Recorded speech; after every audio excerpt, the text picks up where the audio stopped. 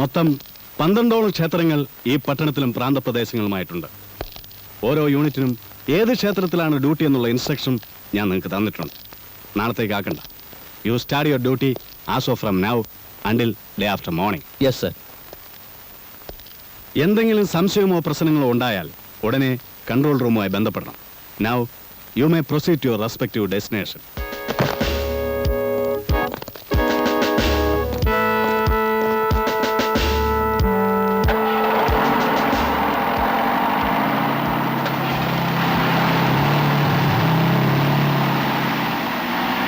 ഉണ്ണിയാരെന്താ leave എടുത്തത്? ഒരമ്പലത്തിൽ special ഡ്യൂട്ടിയാ, ഞാൻ പോയില്ല. അമ്പലത്തിൽ എന്താ ഉത്സവം മറ്റാണോ? ഉത്സവമൊന്നല്ല, നമ്മളെ പട്ടാപ്പകൽ പരിച്ച കള്ളനില്ലേ, അവനിപ്പോ നോട്ടിട്ടിരിക്കണേ ക്ഷേത്രത്തിലാ. ക്ഷേത്രത്തില് 2 ദിവസം മുമ്പ് സ്റ്റേഷനിൽ പോസ്റ്റിലായിട്ട് ഒരു കവർ വന്നു. അതിനകത്തൊരു പടവുണ്ട്, ഒരു ക്ഷേത്രവും ചുറ്റും കുറച്ച് കാടും. ഇന്ന് അർദ്ധരാത്രിക്ക് മുമ്പ് ഈ സ്ഥലം കൊള്ളടിക്കുമെന്ന് ഒരു കുറിപ്പും. ആ പഹൻ കഷ്ടകാലത്തിന് ഞാൻ ഡ്യൂട്ടി ചെയ്യുന്ന ക്ഷേത്രത്തിലെങ്ങാൻ വന്ന് കയറും. ഡ്യൂട്ടിക്കാരെ കണ്ണും പിടിച്ച് രക്ഷപ്പെടുകയും ചെയ്യും. അവസാനം സസ്പെൻഷനും ദൈവശാപവും എനിക്ക്. എന്തിനാ പുലിവാലിന് പോകണമെന്ന് വിചാരിച്ച് ഞാൻ തന്നെ ബുദ്ധിപൂർവ്വം ലീവ് എടുത്തതാ. പോരാത്തതിന് ഇപ്പം എൻ്റെ സമയം കുറച്ച് മോശമാണ് സാറേ.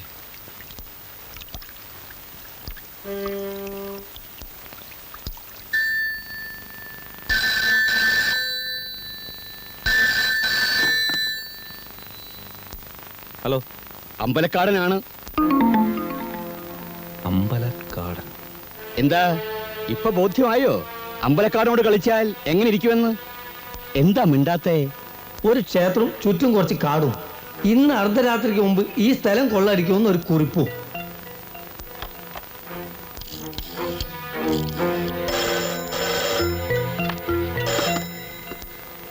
യെസ് സർ, ശേഖരനാണ് സർ. എനിക്കൊരു അത്യാവശ്യ കാര്യം പറയാനുണ്ട്. എന്ത് അത്യാവശ്യ കാര്യമാണെങ്കിലും എനിക്ക് കേൾക്കണ്ട. I don't want to hear anything from you. Understand?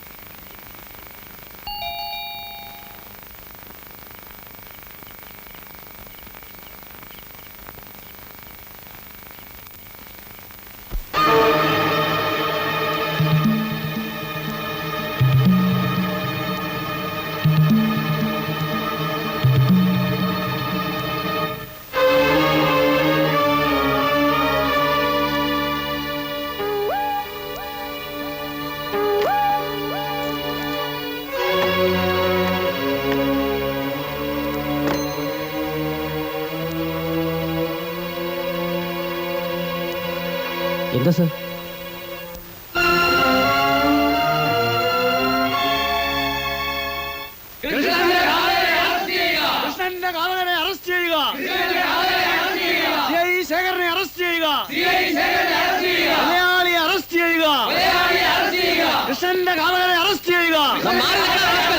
Inspector ശേഖരനെ അറസ്റ്റ് ചെയ്യുക. പോലീസ് നീതി പാലിക്കുക.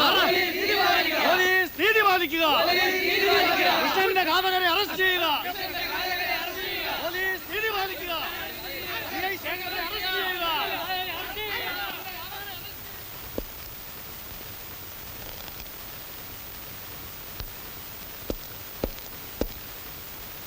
പോസ്റ്റ്മോർട്ടം റിപ്പോർട്ട് കിട്ടിയോ? കിട്ടി സർ. അതിലെന്താ ഉള്ളത്? തലച്ചോറിലേറ്റ ഇടിയുടെ ആഘാതമാണ് മരണകാരണം. മാത്രമല്ല, ശരീരത്തിൽ പല ഭാഗത്തും അടിയുടെ പാടുകളുണ്ട്.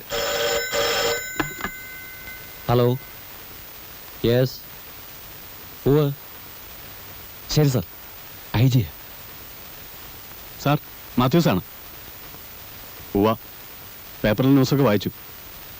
സാർ, അറസ്റ്റ് ചെയ്യേണ്ട ഒരു പോലീസ് ഓഫീസറെയാണ്. അതുകൊണ്ട് അവരല്പം. No regrets. എനിക്കിവിടെ ഇരിക്കപ്പുറതിയില്ല. നാട്ടിലുള്ള പത്രക്കാർക്ക് മുഴുവൻ ഹാലിളായിരിക്കുക. CM തന്നെ 6 പ്രാവശ്യം വിളിച്ചു കഴിഞ്ഞു. അയാൾ ഇനിയും അറസ്റ്റ് ചെയ്യില്ല എന്ന് ചോദിച്ചുകൊണ്ട്. സിവിലിയൻ ആയാലും ശരി, ഫോഴ്സിലുള്ള ആളായാലും ശരി, കുറ്റവാളികൾക്ക് ഒരു ദാക്ഷിണ്യവും പാടില്ല. Effect the arrest immediately.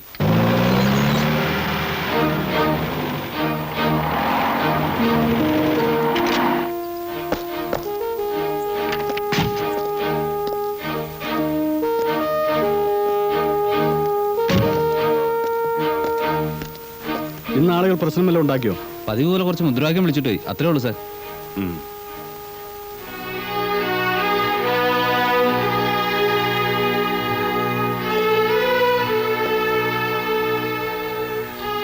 ഒരു അറസ്റ്റ് അവോയ്ഡ് ചെയ്യാൻ ഞാൻ ആവുന്നത്ര ശ്രമിച്ചു നോക്കി.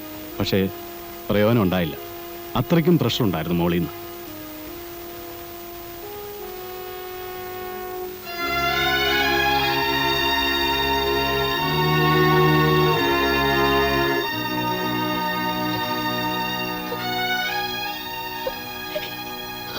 വിഷമിക്കരുത്, നമ്മുടെ വിധിയാണെന്ന് കരുതിയാൽ മതി. കുഞ്ഞിനെയും കൊണ്ട് ഇന്ന് തന്നെ വീട്ടിലേക്ക് വയ്ക്കും. ഇല്ല, ഞാൻ ഒരിടത്തേക്ക് പോകില്ല.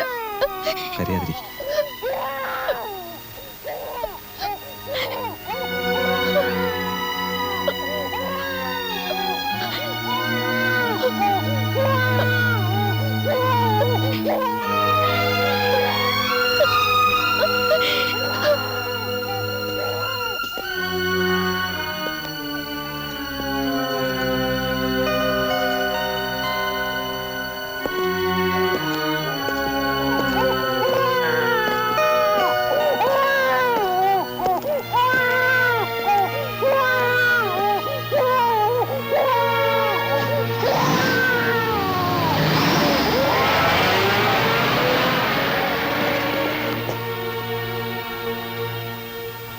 യുവർ ഓണർ, വിസ്തരിക്കപ്പെട്ട സാക്ഷികളുടെ മൊഴിയും മറ്റ് സാഹചര്യ തെളിവുകളും വെച്ച് നോക്കുമ്പോൾ സർക്കിൾ ഇൻസ്പെക്ടർ ശേഖരൻ തന്നെയാണ് കുറ്റം ചെയ്തത് എന്ന് പൂർണ്ണമായും ബോധ്യപ്പെട്ടിരിക്കുന്നു.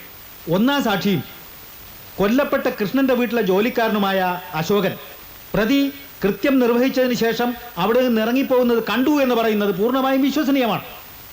അതുപോലെ തന്നെ പ്രതിയെ സംഭവത്തിന് മുമ്പ് കൃഷ്ണന്റെ വീട്ടിൽ കൊണ്ടുചെന്നാക്കിയ KR 2746 ഓട്ടോറിക്ഷയുടെ ഡ്രൈവർ മത്തായിയുടെ മൊഴിയും പ്രതി തന്നെയാണ് കുറ്റം ചെയ്തിട്ടുള്ളത് എന്നുള്ളതിന് ബലമേകും. പോസ്റ്റ്മോർട്ടം റിപ്പോർട്ട് അനുസരിച്ചുള്ള മരണസമയവും പ്രതി അവിടെ ചെന്നതായി പറയുന്ന സമയവും ഒന്നാണെന്ന് സാക്ഷികളുടെ മൊഴിയിൽ നിന്ന് വ്യക്തമാകുന്നുണ്ട്. കൊല്ലപ്പെട്ട കൃഷ്ണനോട് പ്രതിക്ക് പൂർവ്വവൈരാഗ്യമുണ്ടെന്നുള്ളത് സ്പഷ്ടമാണ്. കൊല്ലപ്പെട്ട കൃഷ്ണനെ പ്രതി അയാളുടെ പ്രസ്സിൽ വെച്ച് പരസ്യമായി മർദ്ദിച്ചതിനും പുലഭ്യം പറഞ്ഞതിനും തെളിവുകളുണ്ട്. താൻ സസ്പെൻഷനിലാകാനുള്ള കാരണം കൊല്ലപ്പെട്ട കൃഷ്ണനാണ് എന്ന് മനസ്സിലാക്കിയ പ്രതി പ്രതികാരം വീട്ടുകയായിരുന്നു. ഏതോ കള്ളനെ പിടിക്കാൻ വേണ്ടിയാണ് പ്രതി കൃഷ്ണന്റെ വീട്ടിൽ ചെന്നത് എന്ന ഡിഫൻസ് വക്കീലിന്റെ വാദം ഒരു തരത്തിൽ നിലനിൽക്കുകയില്ല. കാരണം സസ്പെൻഷനിൽ ഇരിക്കുന്ന ഒരു ഓഫീസർക്ക് ഔദ്യോഗിക ചുമതലകളൊന്നുമില്ല. അപ്പോൾ എന്തിനായി പ്രതി അവിടെ ചെന്നു? അതിനൊന്നും ന്യായമായ കാരണങ്ങൾ ഡിഫൻസ് വക്കീൽ നിരത്തിയിട്ടില്ല. യുവർ ഓണർ, പട്ടണത്തിലെ മാന്യനും പത്രമുടമയുമായ കൃഷ്ണനെ വ്യക്തിവൈരാഗ്യം തീർക്കാൻ വേണ്ടി ക്രൂരമായി മർദ്ദിച്ച് കൊലപ്പെടുത്തിയതാണെന്നുള്ളത് സംശയാതീതമായി തെളിഞ്ഞിരിക്കുന്ന സ്ഥിതിക്ക് ഈ പ്രതിക്ക് ഇന്ത്യൻ ശിക്ഷാ നിയമം അനുവദിക്കുന്ന ഏറ്റവും കഠിനമായ ശിക്ഷ തന്നെ നൽകണമെന്ന് ഞാൻ ബഹുമാനപ്പെട്ട കോടതിയോട് അപേക്ഷിക്കുകയാണ്. That's all your owner.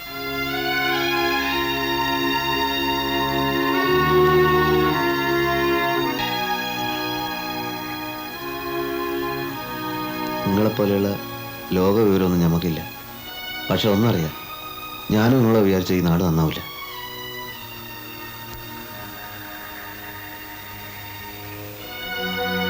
ആർക്ക് വേണ്ടിയിട്ടാണ് നിങ്ങൾ ബേജാറാവുന്നത്? പണക്കാരെടുത്തുനിന്ന് സർക്കാർ നികുതി എന്നൊക്കെ പറഞ്ഞിട്ട് പണം പിരിക്കും. പക്ഷെ പട്ടിണി കിടക്കുന്നവർക്ക് ഒരു നേരത്തെ ചോറ് കൊടുക്കാൻ ഇവിടെ ആരുമില്ല.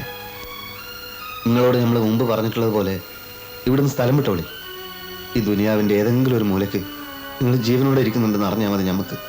അതുകൊണ്ടാണ് പറയുന്നത്. നമ്മുടെയൊക്കെ തലയിൽ ചിലതൊക്കെ പടച്ചോ മറിച്ച് വെച്ചിട്ടുണ്ട് ജമാലെ, അതുപോലെ നടക്കും.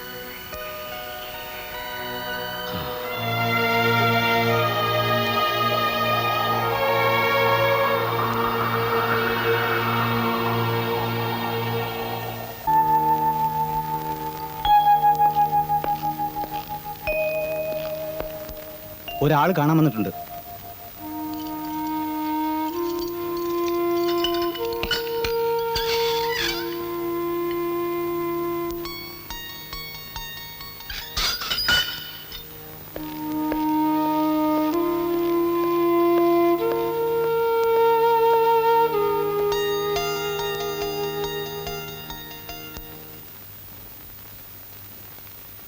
മനസ്സിലായില്ലല്ലേ? രൂപം കൊണ്ടെന്നെ തിരിച്ചറിഞ്ഞില്ലെങ്കിലും ശബ്ദം കൊണ്ടറിയാൻ നിങ്ങൾക്ക് സാധിക്കും. ഫോണിൽ പലപ്പോഴും നമ്മൾ തമ്മിൽ സംസാരിച്ചിട്ടുണ്ട്. യെസ്, ഞാൻ തന്നെ. ഇങ്ങനെയൊരു കണ്ടുമുട്ടൽ ഞാൻ തീരെ പ്രതീക്ഷിച്ചതല്ല. കള്ളം പുറത്ത്, പോലീസ് അകത്ത്, വിധി എന്നല്ലാണ്ട് എന്താ പറയാ. ഈ അവസ്ഥയിൽ നിങ്ങൾക്ക് എന്നെ ഒന്നും ചെയ്യാനാവില്ലെന്ന് എനിക്കറിയാം. കളവിനേക്കാൾ വലിയ കുറ്റമാണ് കൊലപാതകം. മറ്റുള്ളവരെ വിശ്വസിപ്പിക്കാൻ നിങ്ങളെക്കാൾ എളുപ്പം എനിക്കാണ്. നിങ്ങളൊരു പാവമാണ് മിസ്റ്റർ ശേഖർ. ഉദ്യോഗത്തിനോട് നീതി പുലർത്താൻ മാത്രമേ നിങ്ങൾ പഠിച്ചിട്ടുള്ളൂ. എന്തിന്, ആർക്ക് വേണ്ടി എന്നൊന്നും നിങ്ങൾ ആലോചിച്ചിട്ടേ ഇല്ല. ഉണ്ടോ? നിങ്ങൾ നിരപരാധിയാണെന്ന് എനിക്കറിയാം. എനിക്ക് മാത്രമേ അതറിയാവൂ. കോടതിക്ക് സാക്ഷിമൊഴികളെ വിശ്വസിക്കേണ്ടി വരുമ്പോൾ നിരപരാധികളും ശിക്ഷിക്കപ്പെടും. പക്ഷേ നിങ്ങൾ ശിക്ഷിക്കപ്പെടരുതെന്ന് എൻ്റെ മനസാക്ഷി എന്നോട് പറയുന്നു. നന്മയുടെ ഭാഗത്ത് നിൽക്കുക എന്നത് നീതിപാലകരുടെ മാത്രം കുത്തകയല്ല. അത് നിങ്ങൾ മനസ്സിലാക്കണം. ഞാൻ നിങ്ങളുടെ വീട്ടിൽ പോയിരുന്നു. നിങ്ങൾക്കൊന്നും സംഭവിക്കില്ല എന്ന് നിങ്ങളുടെ ഭാര്യയ്ക്ക് ഞാൻ വാക്ക് കൊടുത്തിട്ടുണ്ട്. അവരത് വിശ്വസിച്ചിട്ടുണ്ടോ ഇല്ലയോ എന്ന് എനിക്കറിയില്ല. കേസിന്റെ വിധി പറയുന്നതിന് മുമ്പ് നമുക്ക് വീണ്ടും കാണാം. Best of luck.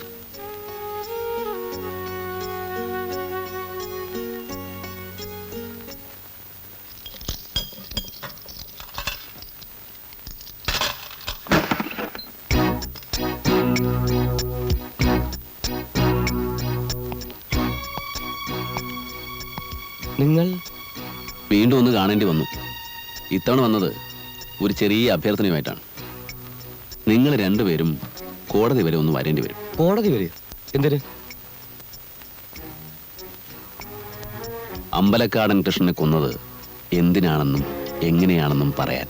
അമ്പലക്കാടൻ കൃഷ്ണനെ കൊന്നത് ഞങ്ങളാണെന്നോ? താൻ എന്തൊക്കെയായി പറയുന്നത്? നിങ്ങൾ അയാളെ കൊല്ലുന്നത് ഞാൻ കണ്ടതുകൊണ്ടല്ലേ ഇത്ര ഉറപ്പായിട്ട് പറയുന്നത്. അതുകൊണ്ട് കൂടുതൽ ബുദ്ധിമുട്ടിപ്പിക്കാതെ വന്നാൽ. മരിച്ച കൃഷ്ണനോട് എനിക്ക് സഹതാപമോ കടപ്പാടോ ഒന്നുമില്ല. ആരോ കൊന്നു, അയാൾ ചത്തു. പക്ഷേ നിങ്ങൾ കോടതിയിൽ സത്യം പറഞ്ഞില്ലെങ്കിൽ ആ കേസിന്റെ വിധിയും കാത്തിപ്പോൾ സബ് ജയിലിൽ കിടക്കുന്ന ഒരു നിരപരാധി ഉണ്ടല്ലോ, ഇൻസ്പെക്ടർ ശേഖർ, അയാൾ ശിക്ഷിക്കപ്പെടും. നിങ്ങൾ കോടീശ്വരനാണ്. പ്രഗത്ഭനായ വക്കീലിനെ വയ്ക്കാം. ലക്ഷക്കണക്കിന് കാശ് മുടക്കി സാക്ഷികളെ വിലക്ക് വാങ്ങാം. അതൊക്കെ നിങ്ങളുടെ ഇഷ്ടം. പക്ഷേ തൽക്കാലം എൻ്റെ കൂടെ ഒന്ന് വന്നേ പറ്റൂ. ഇല്ലെങ്കിലോ? ഇല്ലെങ്കിൽ ഞാൻ കുറച്ച് ബുദ്ധിമുട്ടേണ്ടി വരും.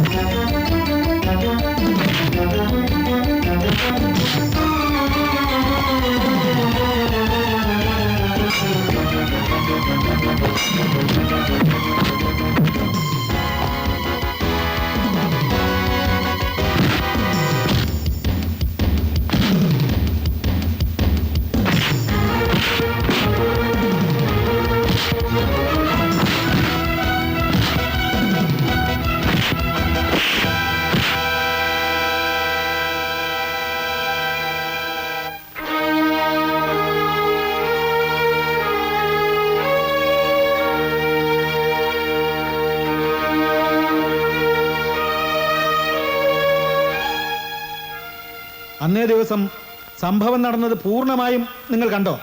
കണ്ടു. എന്താണ് കണ്ടത്? ഒന്ന് വിശദീകരിക്കാം.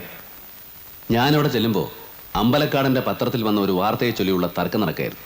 വയനാട് റേഞ്ചിൽ ചാരായ ലേലത്തിൽ കുംഭകോണം. മദ്യത്തിന്റെ മറവിൽ മയക്കുമരുന്നുകൾ ഒഴുകുന്നു. ലേലോദ്യോഗസ്ഥന്മാർ അപ്പാടെ കയ്യിലെടുത്ത ഒരു അബ്കാരി കോൺട്രാക്ടറുടെ വികൃതികൾ. എന്താ സത്യമലയിൽ എഴുതിയിരിക്കുന്നേ? ഇതൊക്കെ അവിടെ നടന്നതല്ലേ? വയനാട് റേഞ്ച് കിട്ടാത്തതിന്റെ അസൂയല്ലേ തനിക്ക്? ആയിരിക്കാം. ഞാൻ നിന്നോട് അന്നേ പറഞ്ഞില്ലേ ഇപ്രാവശ്യം വയനാട് റേഞ്ച് എനിക്ക് വിട്ടുതരണമെന്ന്. നീ എന്നെ കയറ്റി വിളിക്കാൻ തുടങ്ങി. അപ്പൊ ഞാൻ വേറൊരു വഴി കണ്ടു. അത്രേ ഉള്ളൂ. നീ വിഷമിക്കൊന്നും വേണ്ടടാ. പോയി മാനനഷ്ടത്തിന് കേസ് കൊടുത്തോ. കോടതിയെ ശിക്ഷിച്ചോട്ടെന്നേ. കോടതിയിൽ പോകാനും നിന്നെ ശിക്ഷിക്കുന്നത് വരെ കാത്തിരിക്കാനുള്ള ക്ഷമയും സമയവും എനിക്കില്ല.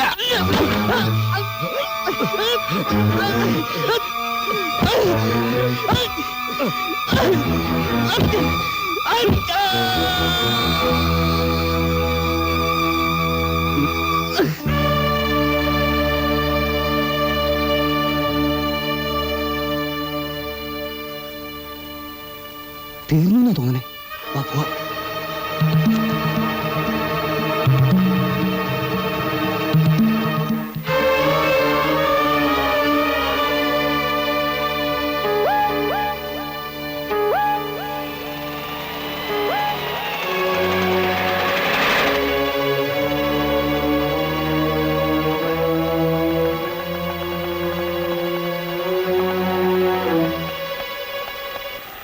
ഇതാണ് സർ സംഭവിച്ചത്. ആ സമയത്ത് നിങ്ങൾ എന്തിനാ അവിടെ പോയി? കക്കാൻ, അല്ല എന്തിനാ?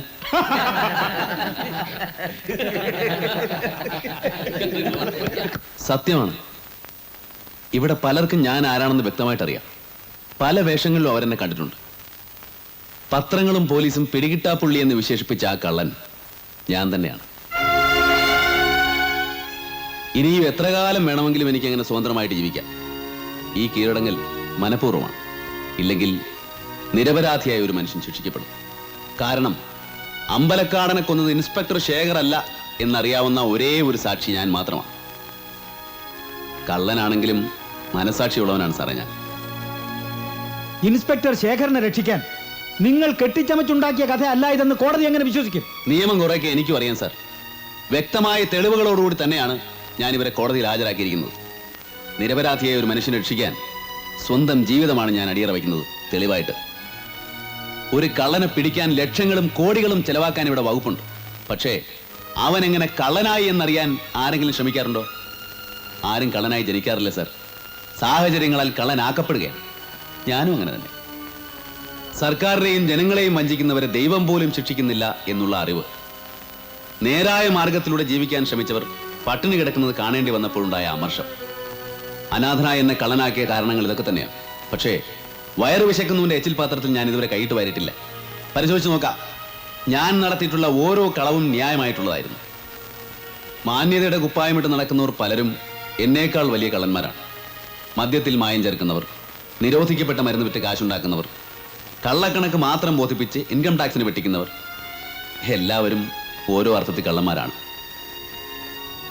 ബഹുമാനപ്പെട്ട കോടതിക്ക് എന്നെ ശിക്ഷിക്കാം. തുറന്ന മനസ്സോടെ എല്ലാ സത്യങ്ങളും ഞാൻ ബോധിപ്പിക്കാം.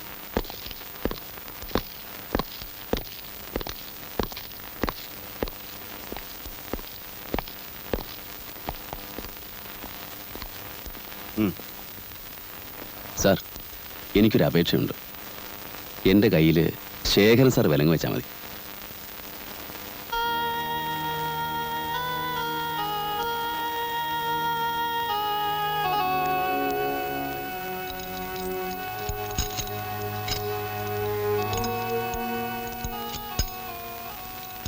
സാറിനെ ഞാൻ ഒരുപാട് വിഷമിപ്പിച്ചല്ലേ?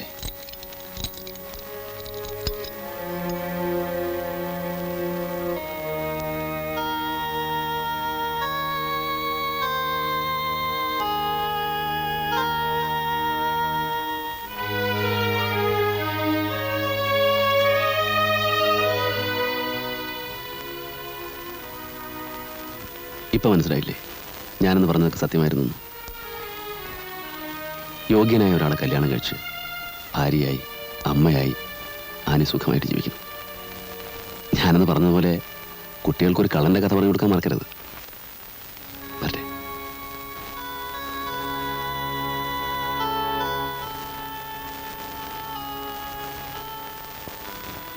മനസ്സിൽ നന്മയുള്ളവരെ ദൈവം കൈവിടിയില്ല.